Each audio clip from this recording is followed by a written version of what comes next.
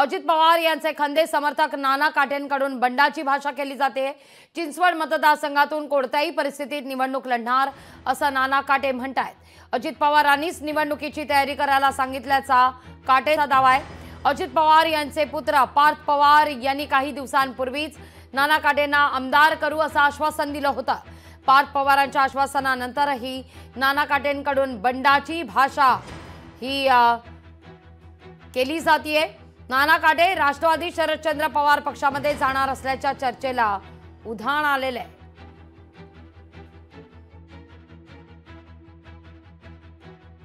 अशी सगळ्यांची इच्छा आहे की नाना आमदार व्हायला पाहिजे। माझा आणि नानांचे संबंध अनेक वर्षापासून चांगले आहेत। अनेक वर्ष मी त्यांच्या वाढदिवसाला येत राहतो आणि आजपर्यंत मी त्यांना शुभेच्छा द्यायला आलोय पर्सनली। आमदारकीचा विषय तो आपण नंतर बघू।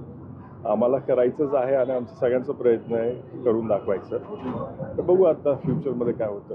निवडणुकीचं वातावरण चालू झाल्यापासून राज्याचे उपमुख्यमंत्री माननीय अजितदादा पवार यांच्याशी मी संपर्क साधल्यानंतर दादांनी मला सांगितलं की जागा वाटप अजून निश्चित झालेलं नाही, परंतु येणाऱ्या काळामध्ये ज्यावेळेस आम्ही चर्चेला बसू त्यावेळेस आपण काही जागेंची तडजोड करून ही जागा आपण मागू शकतो। त्या पद्धतीने तू लोकांच्या संपर्कात जा आणि मी त्या पद्धतीने संपर्क साधत आहे। झालेली पोटनिवडणूक पाहता जवळजवळ 1 लाख मतदान मला भेटलेलं आहे आणि त्या आधारे मी मतदारांच्या संपर्कात आहे।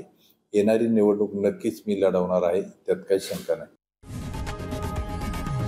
लोकशाही मराठी ऐका, पहा, जागरूक रहा।